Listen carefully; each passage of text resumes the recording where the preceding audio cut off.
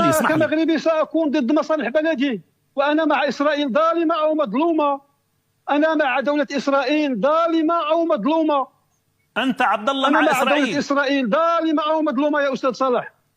طيب صحتين وعافية، روح بلط البحر المتوسط وكل المحيطات، وروح لنتنياهو هذا الذي تقطر أيديه دما، وغسل له يديه وغسل له رجليه. تفضل، ما دام أنت بهذه الوضاعة، روح غسل أيادي ورجلين نتنياهو، هذا الذي يليق بك. ولن أقول لك شكرا لأنك لا تستحق. هذا دعم للإرهاب على فكرة. حتى القانون الدولي للصحافة وللمهنية يقف معي الآن في هذا الموقف. أنت تدعم الإرهاب، كأنك تقول لي أنا مع داعش على الهواء، لا أستطيع أن أقبل ذلك. وأنت تقول لي الآن أنت مع المحتل، أنا لا أستطيع أن أقبل ذلك.